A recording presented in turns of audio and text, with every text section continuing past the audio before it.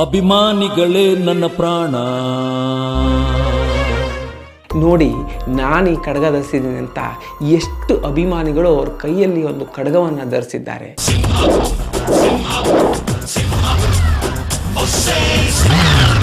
ದಿವಂಗತ ಇಂದಿರಾ ಗಾಂಧಿಯವರು ಅಂದರೆ ನನಗೆ ತುಂಬ ಇಷ್ಟ.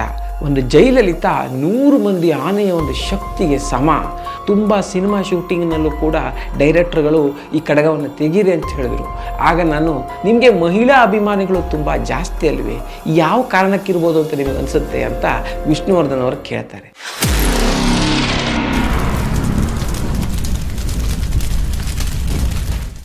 ಎಲ್ಲರಿಗೂ ನಮಸ್ಕಾರ.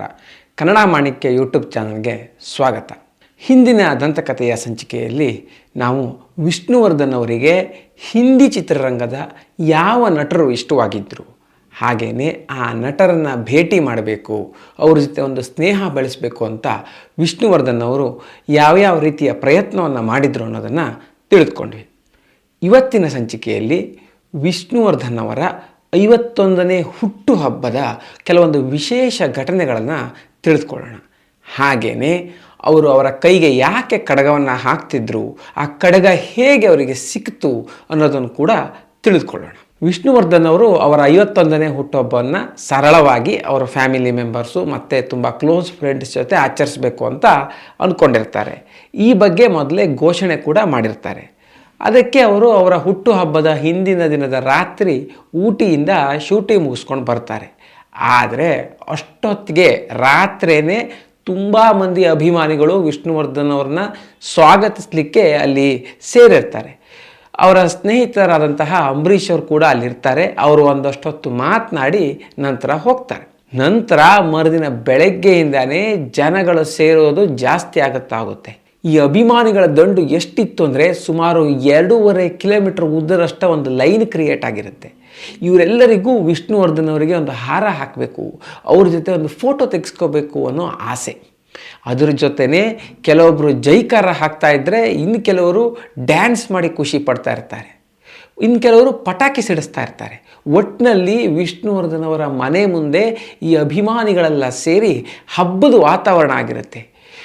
ಸಂಜೆ ಹೊತ್ತಿಗೆ ಎಷ್ಟು ಜನ ಬಂದು ಹೋಗಿದ್ದಾರೆ ಅಂದರೆ ಅಲ್ಲಿರುವ ಹೂಗಳನ್ನೆಲ್ಲ ನೋಡಿದರೆ ಒಂದು ಮಿನಿ ಲಾಲ್ಬಾಗ್ ಥರ ಕಾಣ್ತಿತ್ತಂತೆ. ಬೆಳಗ್ಗೆ ಒಮ್ಮೆ ಕೈ ಬೀಸಿ ಹೋಗೋಣ ಅಂತ ಹೊರಗಡೆ ಬಂದ ವಿಷ್ಣುವರ್ಧನ್ ಅವರು ನಂತರ ಅಭಿಮಾನಿಗಳನ್ನು ನೋಡಿ ಅಲ್ಲೇ ಅವ್ರ ಜೊತೆ ಫೋಟೋ ತೆಗೆಸ್ಕೊಳ್ತಾ ಸಂಜೆ ಆಗಿದ್ದೇ ಗೊತ್ತಾಗಲ್ಲ. ಸಂಜೆ ಆದರೂ ಕೂಡ ಅಭಿಮಾನಿಗಳ ದಂಡು ಹಾಗೇ ಇರುತ್ತೆ. ಇಷ್ಟರ ಮಟ್ಟಿಗೆ ಖುಷಿಯಿಂದ ಅಭಿಮಾನಿಗಳೆಲ್ಲ ವಿಷ್ಣುವರ್ಧನ್ ಅವರ ಮನೆ ಮುಂದೆ ಸೇರಿ ಅವರ ಹುಟ್ಟುಹಬ್ಬವನ್ನು ಆಚರಿಸ್ತಾ ಇರ್ತಾರೆ. ಆ ವರ್ಷ ರಾಜ್ಯದಲ್ಲಿ ಬರ ಆಗಿರುತ್ತೆ. ಈ ಕಾರಣಕ್ಕೆ ದೊಡ್ಡದಾಗಿ ಸೆಲೆಬ್ರೇಷನ್ ಮಾಡೋದು ಬೇಡ ಅಂತ ವಿಷ್ಣುವರ್ಧನ್ ಅವರು ಈ ವರ್ಷ ನನ್ನ ಹುಟ್ಟುಹಬ್ಬವನ್ನು ಅಷ್ಟು ದೊಡ್ಡದಾಗಿ ಆಚರಣೆ ಮಾಡೋದು ಬೇಡ ಅಂತ ಘೋಷಣೆ ಮಾಡಿರ್ತಾರೆ. ಆದರೆ ಈ ಅಭಿಮಾನಿಗಳ ಪ್ರೀತಿ, ಅವರು ನೆರೆದಿರುವಂತಹ ಒಂದು ಉತ್ಸಾಹನ ನೋಡಿ ವಿಷ್ಣುವರ್ಧನ್ ಅವರು ಅಭಿಮಾನಿಗಳು ಕೇಳ್ತಾರೆಯೇ, ಅವ್ರಿಗೆ ಪಡ್ತಿರೋ ಸಂತೋಷ ನೋಡಿದರೆ ನನಗೂ ಖುಷಿಯಾಗುತ್ತೆ, ಈ ಆಚರಣೆ ಮಾಡಿದ್ದಕ್ಕೂ ಒಂದು ಸಾರ್ಥಕ ಅನಿಸುತ್ತೆ ಅಂತ ಖುಷಿಯಿಂದ ಹೇಳ್ತಾರೆ. ಹೀಗೇ ಈ ಅಭಿಮಾನಿಗಳ ನಡುವೆ ಒಬ್ಬ 75 ವರ್ಷದ ಮುದುಕಿ ಬೆನ್ನು ಪೂರ್ತಿ ಗೂನ ಆಗಿಬಿಟ್ಟಿದೆ. ಆ ಮುದುಕಿ ಕೂಡ ಒಂದು ಹಾರವನ್ನು ಹಿಡಿದುಕೊಂಡು ವಿಷ್ಣುವರ್ಧನ್ ಅವರಿಗೆ ಹುಟ್ಟುಹಬ್ಬದ ವಿಶ್ ಮಾಡಬೇಕು ಅಂತ ಕ್ಯೂನಲ್ಲಿ ಬರ್ತಾ ಇರ್ತಾರೆ. ಆ ಮುದುಕಿನ ನೋಡಿದ ಕೂಡಲೇ ವಿಷ್ಣುವರ್ಧನ್ ಅವರೇ ತಲೆಬಾಗಿ ಅವರ ಕಾಲ ಹಿಡಿದು ನಮಸ್ಕಾರ ಮಾಡ್ತಾರೆ. ಹಾಗೆಯೇ ಭಾರತಿಯವರು, ಅಜ್ಜಿ ನಿಮ್ಮ ಪತ್ರ ತಲುಪಿದೆ ಅಂತ ಹೇಳ್ತಾರೆ. ಆ ಅಜ್ಜಿ ಇಂಗ್ಲೀಷ್ನಲ್ಲಿ ಏನೋ ಪಟಪಟ ಅಂತ ಮಾತನಾಡ್ತಿದ್ರೆ ವಿಷ್ಣುವರ್ಧನ್ ಅವರು ಕೂಡ ಖುಷಿಯಿಂದ ಅವ್ರ ಜೊತೆ ಒಂದು ಮಾತುಕತೆಯನ್ನು ಆಡ್ತಾ ಇರ್ತಾರೆ. ಆಗ ಕುತೂಹಲ ತಡೆಯೋಕ್ಕಾಗದೆ ಸದಾಶಿವ ಶೆಣೆಯವರು, ಇಷ್ಟು ವಯಸ್ಸಾದವರು ಕೂಡ ನಿಮಗೆ ಅಭಿಮಾನಿಗಳ, ನಿಮಗೆ ಮಹಿಳಾ ಅಭಿಮಾನಿಗಳು ತುಂಬ ಜಾಸ್ತಿ ಅಲ್ವೇ, ಯಾವ ಕಾರಣಕ್ಕಿರ್ಬೋದು ಅಂತ ನಿಮಗೆ ಅನಿಸುತ್ತೆ ಅಂತ ವಿಷ್ಣುವರ್ಧನ್ ಅವರು ಕೇಳ್ತಾರೆ. ಆಗ ವಿಷ್ಣುವರ್ಧನ್ ಅವರು, ನಾನಾಗಲಿ ನಮ್ಮ ಪೂರ್ವಜರಾಗಲಿ ಯಾವತ್ತೂ ಒಂದು ಹೆಣ್ಣಿನ ಮೇಲೆ ಕೈ ಮಾಡಿಲ್ಲ, ಆ ರೀತಿಯ ಒಂದು ಸಂಸ್ಕಾರವನ್ನು ನಾವು ಬೆಳೆಸ್ಕೊಂಡು ಬಂದಿದ್ದೇವೆ, ಇಂಥ ಒಂದು ಸುಸಂಸ್ಕೃತ ಕುಟುಂಬದಲ್ಲಿ ನಾನು ಬೆಳೆದು ಬಂದಿದ್ದೇನೆ ಅಂತ ನನಗೆ ಒಂದು ಗರ್ವ ಇದೆ ಅಂತ ಹೇಳ್ತಾರೆ. ಹಾಗೆಯೇ ನಾನು ಯಾವತ್ತೂ ಹೆಣ್ಣುಮಕ್ಕಳು ಒಂದು ದೊಡ್ಡ ಸಾಧನೆ ಮಾಡುವರು ಅಂತ ಅಂದ್ಕೊಂಡಿದ್ದೇನೆ. ಅವರಲ್ಲಿ ಒಂದು ಅದಮ್ಯವಾದ ಶಕ್ತಿ ಇದೆ, ಚೇತನವಿದೆ. ಅವರು ಸಾಧನೆ ಮಾಡಿದ್ರೆ ನನಗೆ ಖುಷಿಯಾಗುತ್ತೆ. ದಿವಂಗತ ಇಂದಿರಾ ಗಾಂಧಿಯವರು ಅಂದರೆ ನನಗೆ ತುಂಬ ಇಷ್ಟ. ಪಕ್ಷ ಯಾವುದೇ ಇರಲಿ, ರಾಜಕೀಯ ಏನೇ ಇರಲಿ, ಒಂದು ಹೆಣ್ಣು ಮಗಳು 16 ವರ್ಷ ಒಂದು ದೇಶದ ಪ್ರಧಾನಮಂತ್ರಿ ಆಗಿರೋದು ಅಷ್ಟು ಸುಲಭ ಅಲ್ಲ. ಈ ವಿಷಯಕ್ಕೆ ನನಗೆ ಅವರು ಇಷ್ಟ ಆಗ್ತಾರೆ ಅಂತ ವಿಷ್ಣುವರ್ಧನ್ ಅವರು ವಿವರಿಸ್ತಾ ಹೋಗ್ತಾರೆ. ಹಾಗೆಯೇ ಜಯಲಲಿತಾ ಅವರು ಕೂಡ ವಿಷ್ಣುವರ್ಧನ್ ಅವರಿಗೆ ಇಷ್ಟ ಆಗಿದ್ದರಂತೆ. ಅವ್ರ ರಾಜಕೀಯ ಏನೇ ಇರಲಿ, ಭ್ರಷ್ಟಾಚಾರ ಇರಲಿ, ಯಾವುದೇ ಇರಲಿ, ಅದೆಲ್ಲ ಮರೆತು ನೋಡಿದರೆ ಒಂದು ಜಯಲಲಿತಾ 100 ಮಂದಿ ಆನೆಯ ಒಂದು ಶಕ್ತಿಗೆ ಸಮ. ಅವರಲ್ಲಿರೋ ಒಂದು ಗಟ್ಸು, ಆ ಧೈರ್ಯ ಎಷ್ಟೋ ಮಂದಿ ಗಂಡಸ ರಾಜಕಾರಣಿಗೆ ಇಲ್ಲ ಅಂತ ವಿಷ್ಣುವರ್ಧನ್ ಅವರು ಹೇಳ್ತಿದ್ರಂತೆ. ಹೀಗೆ ಅವರು ಮಾತನಾಡ್ತಿರುವಾಗ ಅವ್ರ ಕಡಗವನ್ನು ಸರಿಪಡಿಸ್ಕೊಳ್ತಾ ಇರ್ತಾರೆ. ಅದನ್ನು ನೋಡಿ ಸದಾಶಿವ ಶೆಣೆಯವರು ಈ ಬಳೆಯನ್ನು ತೊಟ್ಟಿರೋ ಹಿಂದೆ ಏನಾದರೂ ಕಾರಣ ಇದೆಯೇ ಅಂತ ಕೇಳ್ತಾರೆ. ಆಗ ವಿಷ್ಣುವರ್ಧನ್ ಅವರು, ನಾನು ಎಲ್ಲಿ ಹೋದರೂ ದರ್ಗಾ ಆಗಲಿ, ಗುರುದ್ವಾರ ಆಗಲಿ, ಇವುಗಳನ್ನೆಲ್ಲ ಭೇಟಿ ಮಾಡ್ತಾ ಇರ್ತೇನೆ. ಯಾವುದೇ ಸ್ಥಳಕ್ಕೊಂದು ಶೂಟಿಂಗಿಗೆ ಹೋದರೂ ಅಲ್ಲಿ ಈ ಥರದ್ದೊಂದು ದರ್ಗಾ ಇದೆ ಅಂದರೆ ಅಲ್ಲಿ ಹೋಗಿ ನಾನು ನನ್ನ ಪ್ರಾರ್ಥನೆಯನ್ನು ಸಲ್ಲಿಸಿ ಬರ್ತೇನೆ. ಈ ರೀತಿ ಬೀದರ್ನಲ್ಲಿ ಒಮ್ಮೆ ದರ್ಗಾಕ್ಕೆ ಹೋದಾಗ ಅಲ್ಲಿರೋ ಒಂದು ಸಿಖ್ ಸಂತರು ನನಗೆ ಈ ಬಳೆಯನ್ನು ಕೊಟ್ಟಿದ್ದರು.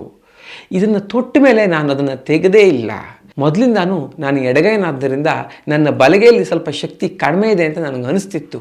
ಯಾವಾಗ ನಾನು ನನ್ನ ಬಲಗೈಯಲ್ಲಿ ಕಡಗವನ್ನು ಧರಿಸಲಿಕ್ಕೆ ಆರಂಭಿಸಿದ್ನೋ ಆವಾಗಲಿಂದ ನನ್ನ ಕೈಯಲ್ಲಿ ಒಂದು ಅದ್ಭುತವಾದ ಶಕ್ತಿ ಇದೆ ಅಂತ ನನಗೆ ಫೀಲ್ ಆಗ್ತಿತ್ತು. ಈ ಕಾರಣದಿಂದ ನಾನು ಈ ಬಲಗೈಯಲ್ಲಿ ಕಡಗವನ್ನು ತೊಟ್ಟ ನಂತರ ಅದನ್ನು ತೆಗೆದೇ ಇಲ್ಲ. ತುಂಬ ಸಿನಿಮಾ ಶೂಟಿಂಗ್ನಲ್ಲೂ ಕೂಡ ಡೈರೆಕ್ಟರ್ಗಳು ಈ ಕಡಗವನ್ನು ತೆಗೀರಿ ಅಂತ ಹೇಳಿದರು. ಆಗ ನಾನು ಆ ಪಾತ್ರವನ್ನು ಬಿಡ್ತೇನೆ ಹೊರತು ಈ ಕಡಗವನ್ನು ಬಿಡಲ್ಲ ಅಂತ ಹೇಳ್ತಿದ್ದೆ. ಇದು ಒಂಥರ ಒಂದು ಎಮೋಷನ್ನು, ಯಾವುದೋ ಫ್ಯಾಷನ್ ಅಲ್ಲ. ಈ ಕಡಗ ನನ್ನ ಕೊನೆವರೆಗೂ ನನ್ನ ಜೊತೆ ಇರುತ್ತೆ ಅಂತ ಹೇಳ್ತಾರೆ. ಈ ರೀತಿ ಅವರ ಕೈಯಲ್ಲಿರುವ ಕಡಗ ಜೊತೆ ಅವರ ಭಾವನಾತ್ಮಕ ಸಂಬಂಧವನ್ನು ವಿವರಿಸ್ತಾರೆ. ಆಮೇಲೆ ಅಲ್ಲಿರೋ ಅಭಿಮಾನಿಗಳನ್ನು ತೋರಿಸಿ ಹೇಳ್ತಾರೆ, ನೋಡಿ ನಾನು ಈ ಕಡಗ ಧರಿಸಿದ್ದೀನಿ ಅಂತ. ಎಷ್ಟು ಅಭಿಮಾನಿಗಳು ಅವ್ರ ಕೈಯಲ್ಲಿ ಒಂದು ಕಡಗವನ್ನು ಧರಿಸಿದ್ದಾರೆ. ಈ ರೀತಿಯ ಒಂದು ಅಭಿಮಾನಕ್ಕೆ ಬೆಲೆ ಕಟ್ಟಕ್ಕೆ ಸಾಧ್ಯ ಇಲ್ಲ ಅಂತ ಹೇಳ್ತಾರೆ. ಆವತ್ತು ಕನಿಷ್ಠ ಅಂದರೂ ಒಂದು 5,000ಕ್ಕಿಂತ ಹೆಚ್ಚು ಜನರ ಜೊತೆ ವಿಷ್ಣುವರ್ಧನ್ ಅವರು ಫೋಟೋಗೆ ಪೋಸ್ ಕೊಟ್ಟಿದ್ದರಂತೆ. ಅಷ್ಟೆಲ್ಲ ಮಾಡಿದ್ರೂ ಅವರಿಗೆ ಸುಸ್ತನ್ನಿಸ್ಲಿಲ್ಲ. ಯಾಕೆಂದರೆ ಅಲ್ಲಿ ನೆರೆದಿದ್ದಂತಹ ಅಭಿಮಾನಿಗಳ ಒಂದು ಪ್ರೀತಿ ಅವರಿಗೆ ಶಕ್ತಿಯನ್ನು ತುಂಬ್ತಾ ಇತ್ತು. ಒಟ್ಟಿನಲ್ಲಿ ಅಷ್ಟೆಲ್ಲ ಹೊತ್ತು ಎಲ್ಲ ಅಭಿಮಾನಿಗಳ ಜೊತೆ ಫೋಟೋ ತೆಗೆಸ್ಕೊಂಡು, ಹಾರ ಹಾಕಿಸ್ಕೊಂಡು, ಮಾತನಾಡ್ತಾ, ವ್ಯವಹರಿಸ್ತಾ ಹೀಗೆಲ್ಲ ಮಾಡ್ತಾ ಇದ್ದರೂ ಕೂಡ ವಿಷ್ಣುವರ್ಧನ್ ಅವರ ಮುಖದಲ್ಲಿ ಯಾವುದೇ ರೀತಿಯ ಒಂದು ಸೋಲಿನ ಕಳೆ ಕಾಣ್ತಾ ಇರಲಿಲ್ಲ. ಗೆಲುವಿನಿಂದ ಮಿಂಚುತ್ತಾ ಇತ್ತು. ಅಭಿಮಾನಿಗಳ ಈ ಪ್ರೀತಿ ಅವರಲ್ಲಿ ಆ ರೀತಿಯ ಒಂದು ಶಕ್ತಿಯನ್ನು ತಂದುಕೊಟ್ಟಿತ್ತು ಅಂತ ಸದಾಶಿವ ಶೆಣೆಯವರು ಬೆಳಗಿನಿಂದ ಆವತ್ತು ಆ ಒಂದು ಹುಟ್ಟುಹಬ್ಬವನ್ನು ನೋಡಿ ಈ ರೀತಿ ಹೇಳ್ತಾರೆ. ಸ್ನೇಹಿತರೆ, ಈ ವಿಡಿಯೋ ನಿಮ್ಗೆ ಇಷ್ಟ ಆಗಿದ್ದರೆ ತಪ್ಪದೆ ಶೇರ್ ಮಾಡಿ.